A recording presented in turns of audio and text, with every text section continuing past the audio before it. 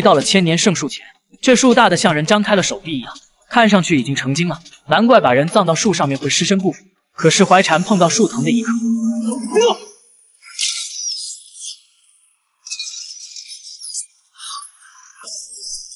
居然有人在圣树上装了机关，亏了有张日山的保护，要不然女首领一定会被暗杀在这里。看来这一定是大护法最后一道机关，他就是怕石怀禅死。可他万万没想到，张副官是个意外的存在。虽然其他人都已经死了，但树葬式子也算成功了。接下来重要的事就是找到佛爷。可当他们回到白桥寨，发现大护法已经占据了白桥的大部分权力，而且每个进寨的人都要被搜身。这白桥世代以女性为尊，石怀禅的母亲就是上一代的首领，现在恐怕只有见到母亲，才能从大护法手中夺回实权。于是老八谋划了一个计谋，先让张副官偷偷进寨联系老首领，然后再派那名叛徒随从去见大护法，说箱子里便是石怀禅的头颅。大护法得知此消息激动不已，可下一秒却直接捅死了那名随从。毕竟知道此事的人都要死。可当箱子落地之后，竟然滚出来一个西瓜。大护法知道被骗了，可也已经晚了，直接被老首领的人包围。当他见到石怀禅，直接下了跪。现在他们帮白桥度过了危机，也到了去找佛爷的时刻了。他们拿着石怀禅给的地址，终于找到了地方。只可惜佛爷的状况十分不好，他像着魔了一样，跪在地上一直不停的画的什么谁也不知道。张副官上前问候，结果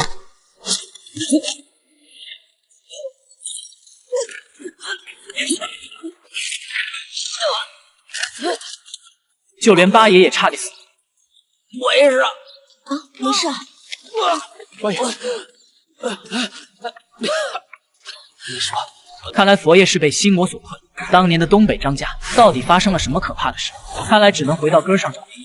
凭着佛爷曾在新月饭店连点3盏天灯的壮举，交下了贝勒爷这位朋友，在东北贝勒爷的名号响当当。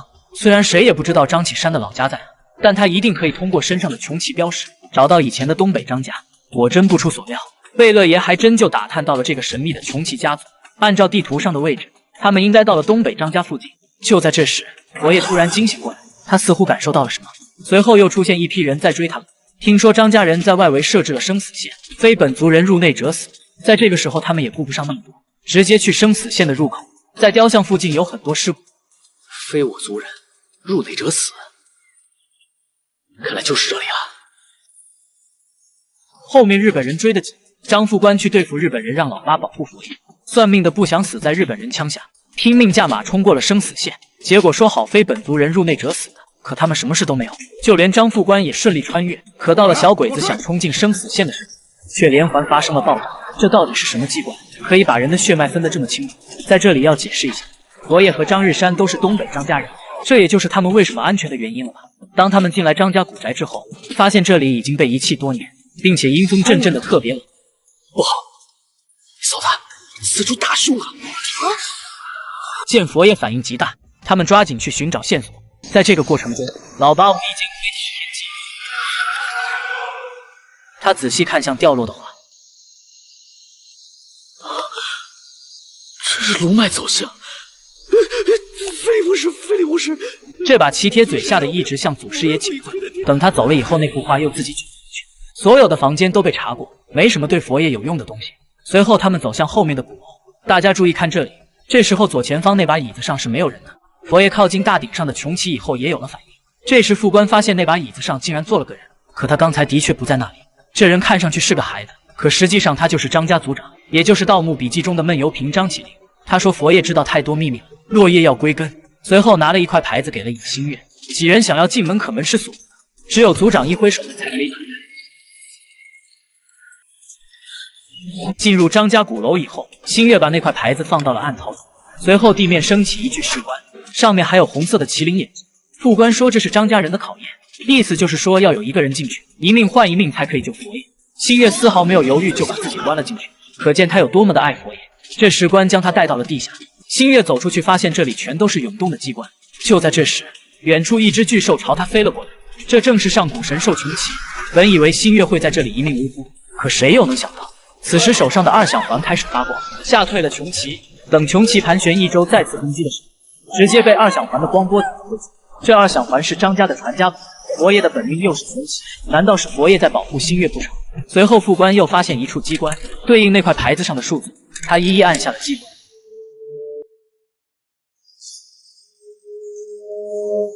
这震惊了所有人。棺材居然能在空中飞，等棺材落地的时候，才是惊掉下巴的时刻。八爷走上去一看，一个一模一样的佛爷躺在棺材里。这怎么会有2个佛爷啊？在这棺材后方，一个貌似换血台的东西立在那里。为了除去佛爷的心魔，他们只好尝试将2个佛爷的血互换。把2人摆放好以后，副官拿骨刀割开了口子，换血开始，佛爷的脸逐渐变黑。看样子是先把有心魔的血灌到另一个复制体身上，等把心魔完全转移之后，再把血重新灌回到佛爷体内。此时他脸色在逐渐恢复。当换血完毕，另一个佛爷瞬间灰飞烟灭。张启山现在算是有了真正的麒麟血，看来他就是佛爷的第2条生命。可之后佛爷还是没反应。老八猜测是换的血不够，想看看别的棺材里还会不会有复制体。他发现这每个棺材里全都是不腐真身，难道张家鼓楼有让尸体不腐的功效吗？看到最后一个，差点没把老八吓死。张副官的尸体居然也在这里面躺。启山，佛爷醒了以后，发现自己在张家鼓楼，就让他们赶紧离开这儿。赶快离开这，不要留在这里。可是我们走啊！走。几人慌张地跑出来之后，门瞬间关闭。佛爷向前辈保证不会忘记祖训。当他们下了台阶之后，楼上的灯突然全亮了起来，这把几个人吓得够呛。刚才在鼓楼的时候，明明一个人也没有啊，现在突然冒出了这么多人，可想而知，如果他们不是张家自家人，早已经死100多次了。可见张家的确是个极为神秘的家族，但对于家族的缘起，佛爷却一概不知。他只知道在几百年前，家族的一些长辈触犯族规被赶出了家族。后来有人回到东北张家的时候，鼓楼早已消失不见。其实佛爷在见到2月红带出的青铜片以后，就察觉到矿山大墓应该是100年以来张家人的聚集地，古墓里埋藏了张家几千年的历史。那么父亲让他到长沙，就是想让他守护张家世代可以长生的秘密。这秘密一旦泄露出去，就会天下大乱。但现在陈皮、陆建勋和日本人都已经盯上了矿山大墓，佛爷现在又没了兵权，根本阻止不了他们，只能偷偷的再下矿山提前拿到东西。他们先是请出了贝勒爷，李大清世袭贝勒的名号，在河滩起了个总舵，目的是掩人耳目，再让贝勒爷去与陆建勋等人谈判，就是想仗着贝勒爷有钱，强行要求和他们一起下墓。其实陆建勋他们早早的下了好几次墓，但都没人活着回来。明知地底下有宝贝，可就是拿不出来。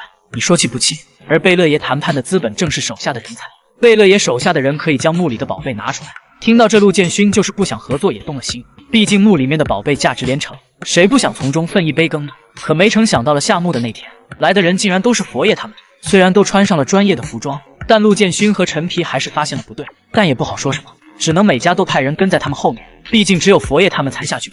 到达青铜门的时候，陈皮想动手杀了他们，但想想这墓底下的宝贝能让师娘复活，他放弃了。而二爷这边则是想在迷宫的时候甩开这群人，告诉佛爷他们一定要跟紧了。进入迷宫以后，二爷只领先了一个路口，等进了第2个口以后，这群人就再也找不到他们了，只会被困在这迷宫里兜圈子玩。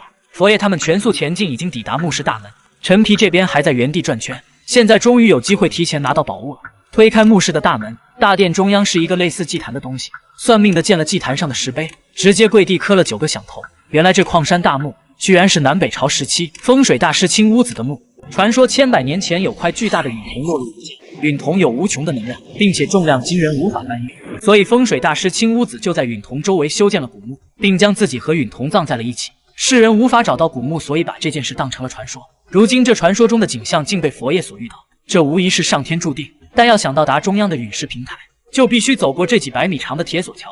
这不仅是走钢丝那么简单，在铁链下面还有一个个像虫包的东西，如果动作太大，这些包就会无限震动。佛爷的一位亲兵险些丢了命，幸好有惊无险地到达了陨铜平台。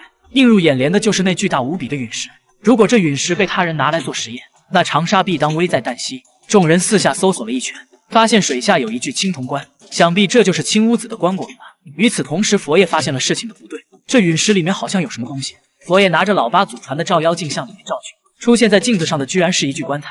佛爷叫人把风灯吹灭，结果在陨石上真的出现了一个入口。这群胆大的人还真敢进去，可下一秒，他们貌似来到了一个被陨铜复制的世界，这里的一切都跟之前的一模一样。此时另一边，陈皮也根据2月红留下的铁担子找到了规律，每条岔路里都有铁担子，那么没有的就是出路。也不是说陈皮有多聪明，而是二爷不想让他死在墓里面，故意给他留下的弹珠。此时他们也到达了铁索桥，陈皮见无路可走，直接扔下去一个人试试水里有没有人。在老九门里，陈皮阿四是真的狠，所有人一起走铁索桥，只有他自己活了下来。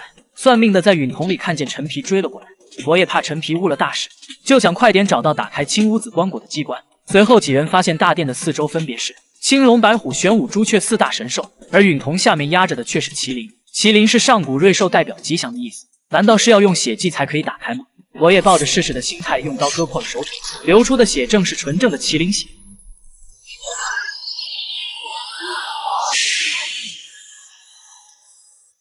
没想到佛爷的血居然这么厉害，一瞬间就把所有纹路填满，所有的血最终汇集到麒麟身上，随后触发机关。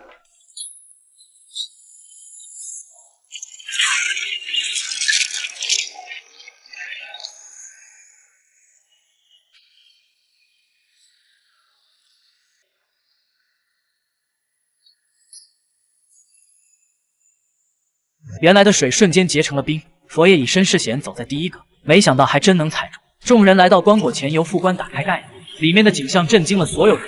这就是青乌子的真身，尸体经过千百年居然保存得这么好。棺椁里没有宝贝，只有一卷帛书。紧接着佛爷在青乌子口中抠出了一枚鸭舌，没想到竟是一块允童。这贵族含金玉以示身份，这青乌子大师含着允童入殓，是有什么说法吗？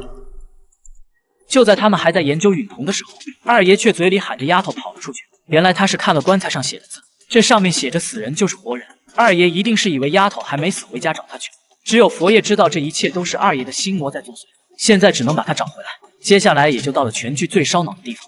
佛爷他们出墓室以后盘旋了很久，终于走出了矿山，但这矿洞明显不是之前进来的矿洞，不仅贝勒爷一行人没在这里，而且之前的洞口被炸得破烂不堪，这个洞却什么事都没有。佛爷察觉到这一切都是假的，他们还处在允童制造的世界里。可二爷不会这么想，如果他见到丫头，就一定会当成真的。果不其然，在这个世界里，丫头真的没死，而且还有之前所有的记忆。转眼间，佛爷他们也回到了长沙城，但此时的长沙他们非常陌生，和之前的完全不一样。几人分开行动，查询线索。佛爷先是回了家，进屋后就发现已经死去的父亲竟然坐在了自己面前，而且身上还有被枪打过的洞。可他知道父亲在多年前就已经没了，而且还是自己亲手埋葬，这一定都是假的。但父亲又开始责怪他：你惊扰了不该惊扰的东西，你破坏了两个世界的平衡，你今天会走到这样的窘境，这完全是你应得的。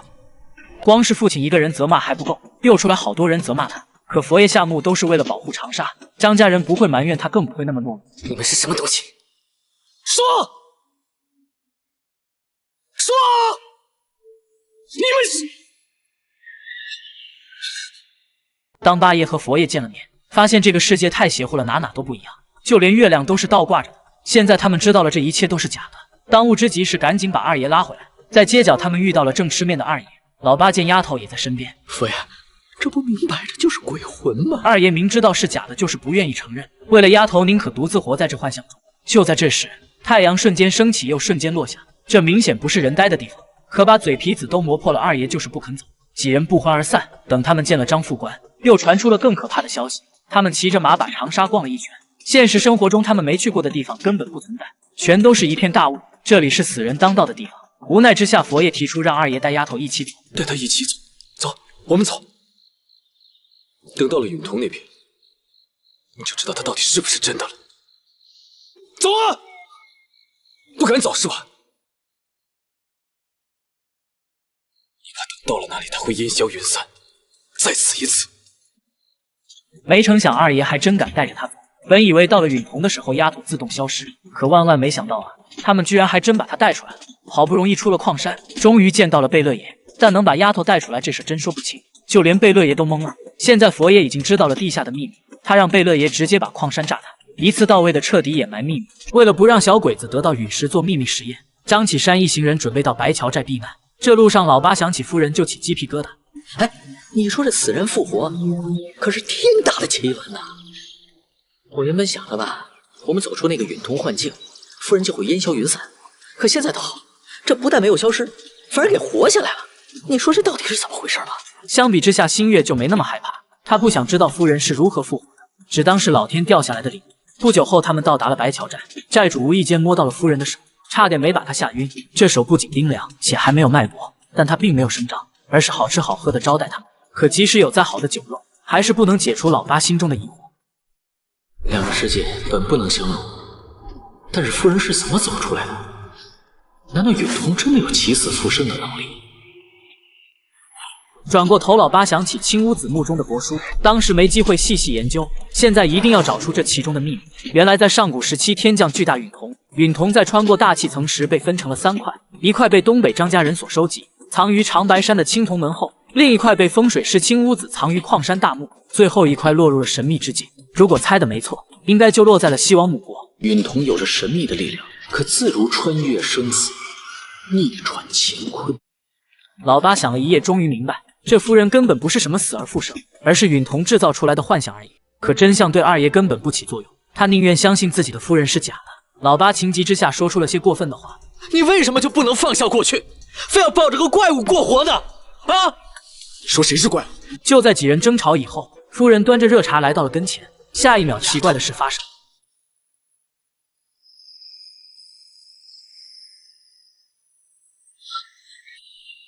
这里可能有人不理解，为什么明明是幻象还会灰飞烟灭呢？那是因为夫人出自二爷的心魔。当夫人消失的一刻，也就是二爷心里放下的一刻。后来二爷知道还有一颗陨瞳，就要独自出去寻找。当佛爷发现的时候，二月红早已没了踪影。佛爷放心不下前去找他，可是刚进大山，就发现了二爷给他留下的标记。难道说二月红知道佛爷会来找他，才故意留下的线索？随着佛爷继续深入，在一面墙上发现了诡异的东西。佛爷，醒过来！佛爷，佛爷，醒过来！佛爷一定要醒过来！佛爷发现二爷的唤醒后，确信自己还没走出幻境，真身仍在古墓中。可二爷为什么不直接告诉他，而是要留下记号呢？这应该是二爷早就知道他们还在幻境中，只是不想承认，还抱有幻想找到下一颗陨瞳。但后来发现陨瞳的能量实在太强了，这才给佛爷留下了信号。当他内心承认了这个事实之后，自己便走出了幻境，不可能再给佛爷留言。而佛爷为了能走出幻境，只能静下心打坐。与此同时，老八也发现了不对，白桥寨的人全都定住不动了。当有人发现真相之后，这些由记忆拼凑出来的东西自然就会定格。所有因允瞳制造出的诡异事件，直到多年后八爷认识了一位西方学者才弄清楚，原来这外太空的允瞳会形成强大磁场，只要在其周遭范围内，允瞳就会影响人的脑电波，让颅内脑额叶备受刺激，从而强行提取所有人的记忆碎片，拼凑出一个虚拟的幻觉世界。和允瞳直接接触者甚至会影响大脑神经。佛爷这段就是被允瞳控制。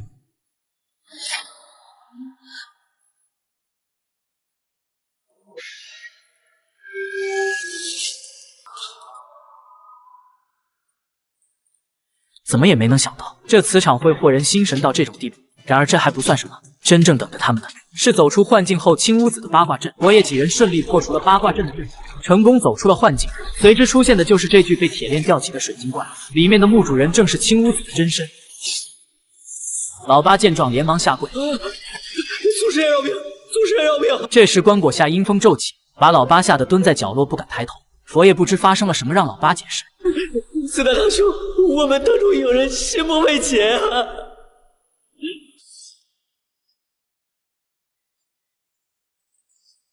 那就是我的心魔石，你一早就猜到了。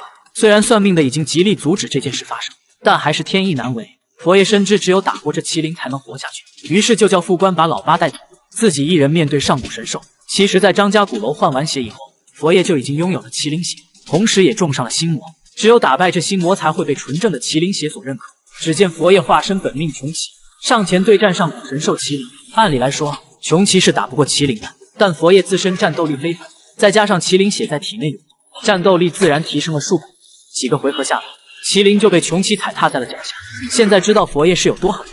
直到战斗结束，佛爷依然没退出战斗状态，一把掐住老八的脖子，差点没把他掐死。好在及时恢复了理智。当张启山的心魔移除之时，整个山洞开始晃动，铁链一条条被挣脱，青屋子的水晶棺居然掉了下来。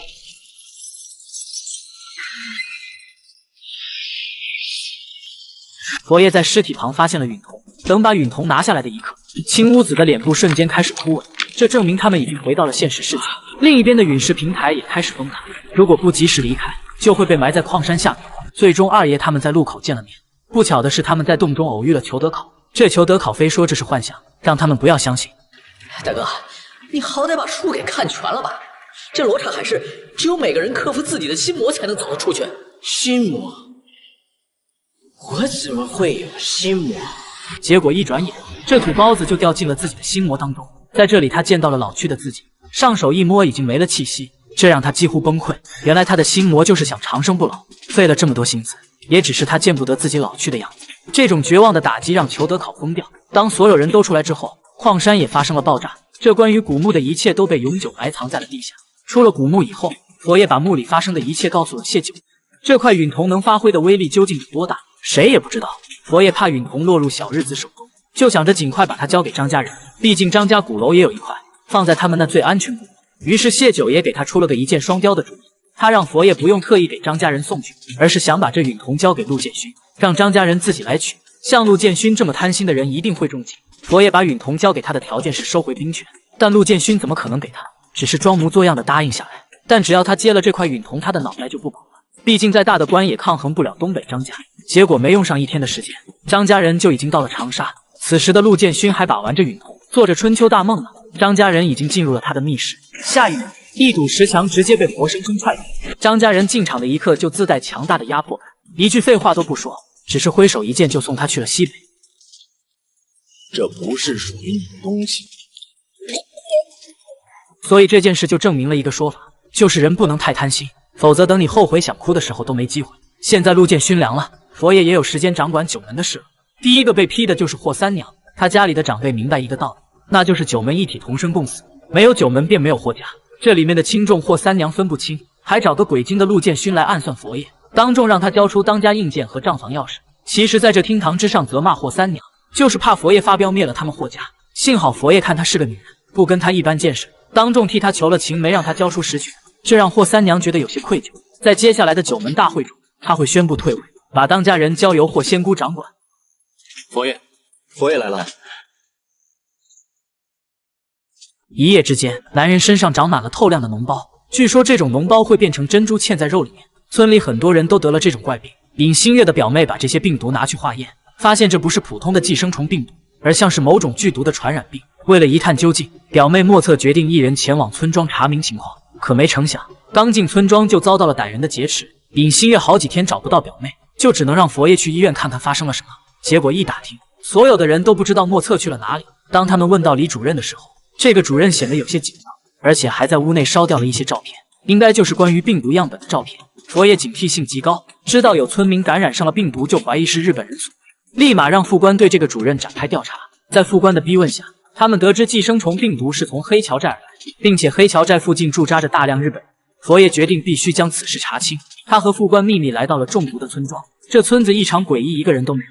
可到了半黑天的时候，所有人都鬼鬼祟祟的出来了，他们貌似在进行着某种祭祀，拿了好多吃的摆在祭祀台上，然后又匆忙地躲进屋里。佛爷觉得这里面一定大有文章，就一直等到了天黑。这天一黑，果真又出来了一大批人，他们疯狂抢祭祀台上的食物，就连莫测也混在他们当中。仔细一看才明白，原来这些人都得了怪病，村里的人是怕被传染，所以才不敢出门。当他们发现佛爷，吓得拔腿就跑。佛爷在后面追了好半天，最后在树后面发现了莫测，他也跟着跑，是不想让人见到他的样子。此时他已经浑身长满了脓包。据莫测听说，村里的人把这种病当作是黑桥神仙下凡所致，把得了病的人供养了起来。依我看，根本不是什么怪病，就是小鬼子夺宝不成，搞起了细菌武器，在长沙周边抓老百姓做秘密实验。但现在当务之急还是治好莫测的病。亏了九门老八见多识广，他知道有一种东西可以治病，那就是吴老狗家的狗。这狗体内的狗黄是对付寄生虫最好的东西，但吴老狗爱狗如命，向他借肯定是不行了，只能偷。把狗偷回来以后，莫测亲自为小狗做了手术，拿出狗黄在浴桶里泡半个时辰，那些寄生虫就全都被驱逐出体外了。看着这些跑出来的东西，浑身起鸡皮疙瘩。当下老八是偷狗容易还狗难，刚偷偷摸摸的把狗还了回去，就被吴老狗逮了个正着。老狗啊，要不是八爷把你偷走的，你就叫一声。老五，我跟你在这里道歉了。您别跟我说对不起，要说你冲他说，如果他要能原谅你，我一个字都不再提了。这老八最后还是发自内心的和狗狗说了对不起。此时另一边，张副官走访调查发现，第一个携带病毒的人就是去了一次洞庭湖就传染了整个村子。而老八又带来了重要消息，他说第三块陨铜很有可能在黑桥寨，因为那帛书上的字正是古桥语。两件事联系起来基本可以确定，日本人仍然没有放弃找到允童，而黑巧寨的人正在和日本人合作制毒，并且制毒的地点应该就在洞庭湖附近。如今眼下形势吃紧，佛爷必须在日本人之前拿到第3块允童。他和副官乔装来到洞庭湖附近的集市，花重金在一位老板口中得知了一点消息：日本人曾在洞庭湖上打捞起一艘沉船，据说这船上的宝物都被放在一个山洞里。等佛爷进山洞一看，发现陈皮居然和黑桥寨的人混在了一起，那个大坛子里就是制毒的毒药。是不是？你在这守着，你们几个跟我来。佛爷本想砸碎日本人的毒罐子，没想到却掉进了陷阱。这陷阱是个大冰窖。张副官回来之后，佛爷几乎已经冻硬了。这好副官跳进冰窖，硬是把佛爷背了出来。可过了很久，他还是没有知觉。村民们用土方法做了个烟囱，直接把佛爷放在里面烤了起来。这时日本兵突然靠近，神力爆发，一瞬间就把那几个日本人一击打。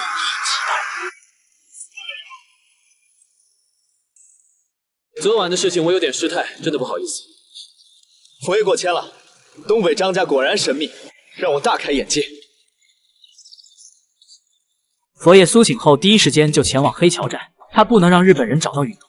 在这里，他们见到了长生树上的2口棺材，日本人可能靠着棺材上允童的辐射制造病毒。也就在这时，他们遭到了歹人的袭击，醒来后又被关进了地牢。这次看守他们的是陈皮，正好可以借这个机会弄死他们俩。陈皮启动了机关，把他们调进了下一层密室，在这里有很多尸骨。这面墙上用古桥语记录着上古时期有允童坠入此地。虽然已经知道这里有允童的存在，但他们不一定能活着出去。日本人放出了培养的活人骨，这个人长满了寄生虫，只要碰到他就会被传染。有了之前老八狗黄蛆虫的经验，佛爷让人点起火把。在一番激烈战斗后，活人骨被二爷直插心脏而亡。佛爷带着剩下的村民一起逃出了地洞。大家分开之后，二爷发现了一个夫人曾有过的簪子。佛爷告诫他簪子已被病毒侵蚀，但他怎么也没想到，当年陈皮也送给过丫头一个，那只同样带有剧毒。后来陈皮在和二月红打斗的时候，才得知是自己害死了师娘。但陈皮这个人不识好歹，就算知道是自己害死了师娘，也硬是要赖在张启山身上。另一边，佛爷发现了日本人的阴谋，他们要把带有剧毒的毒虫投入湘江，然后再炸毁堤坝，让毒水流进国家所有的流域。幸好副官带领守卫军及时赶到，与小日子展开了大战。田中良子见形势不对，就要带人提前炸毁大坝，但在半路遇到了陈皮，他知道日本人骗了他，赶在佛爷之前杀死了炸大坝的小队。田中良子临死前开枪打爆了炸药，陈皮被迫掉进了水里，感染上了剧毒。佛爷还打算让最好的医生救治他，可这小子却半道跑了，还说自己就是毒源，要让每个伤害他师娘的人为此付出代价。为了保护百姓安全，佛爷带着几十条狗搜山，可仍然没找到陈皮。无奈之下，他们只能想招把陈皮骗出来。新月传出假消息说，丫头的死是因为新月不肯给她用鹿火草。这话传到陈皮耳朵里，一定会杀了新月。于是他们借此机会将陈皮骗到了一个荒冢里，100吨重的石门一关，陈皮一定跑不出来。然后由二爷把解药投放进去。从这一刻起，他们师徒二人的情分到此结束。可这陈皮真是执着，我死了无所谓，师傅你一定要找到允童，一定要救师娘啊！师傅你一定要拿允童救师娘啊！说到第3块允童，为什么白桥寨的圣树可以保尸体1000年不腐？原因是第3块允童就在这大树下面。看着这1000年圣树，就算是想拿出允童也无能为力。树经1000年，允童早已和圣树融为一体。况且没有人知道允童会在这，放在这的确安全。至今为止，只有一个人动过圣树下的土，那就是裘德考。但他没找到允童，而是找到了一块地图，上面写着标字令。从此以后，裘德考就再也没出现过。知道张启山为什么被世人称作张大佛爷吗？那是在多年前，几位好友听说张启山有移山填土的本领，便开玩笑说让他把这尊大佛请回家去。事后几人都没放在心上，可没成想到了第2天，几人到张启山家一看，彻底傻了眼。一尊完美的大佛真就摆在了那里。从此以后，张启山得以美名曰张大佛爷。虽然佛爷已经多次阻止了日本人对长沙的阴谋，但还是没能挡住最后的侵华战争。如今时局动荡，佛爷要夫人引新月回北平避难，而自己却要守在长沙城护百姓安危。他怎么也想不到这个叫尹新月的女人，哪怕是死也会和他死在一起。他决定不回北平，在家等佛爷回来。九门的人都珍惜最后在一起的时光，之后大家就要逃往世界各地。那佛爷你呢？保家卫国是军人的使命。现在战况这么急，我只盼到时九门众人归来之后，中华光复，日寇已退。到那时，大家记得在我的坟前上头香。哎呀，说你这话说的真是……我希望你们不要忘记，我还有个夫人，叫尹新月。佛爷请放心，我们会传讯下去。从今以后，九门中人不可冒犯新月饭店。告别后，佛爷走在凄凉的街道上，想起了许多以前的事。张启山最早南下到长沙的时候，遇见的第一个人是霍仙姑，也就是霍三娘的侄女。饿极了的她吃起苹果十分香。那时的张启山还是个毛头小子，自然比不了城里那些达官贵人。后来又到了老八的算命摊，那时的张启山已稍有名气，八爷为他算的第一卦是免费的，因为他看出张启山日后有伟人之想，指望着佛爷能多多关照他。可结果却反了过来，事事都是老八在为他操心。这也不枉费佛爷在几十人中救八爷那一年。当他走到街角，想起了那一幕，黑被老六出了名的刀快，别人把他当要饭的给他钱，他一概不收。等到了张启山这里，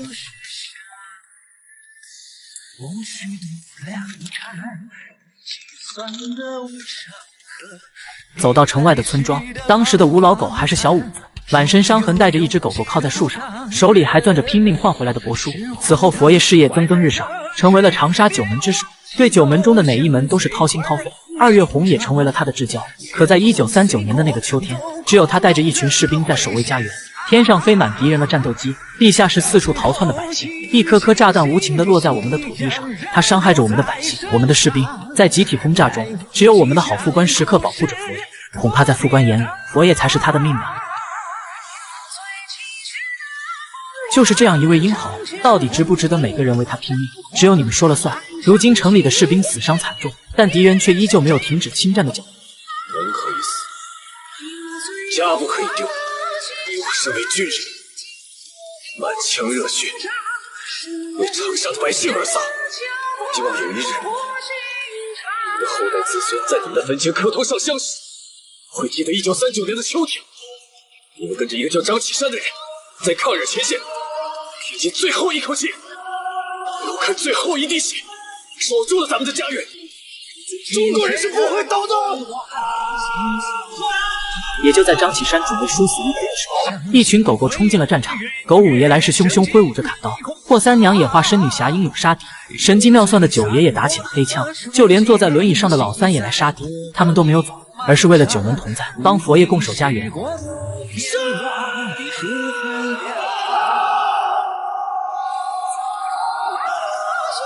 一代传奇的老九门到这就结束了。这场战争他们都好好的活了下来，并且之后佛爷又带领九门进行了好几次大规模的探墓行动，但死伤惨重。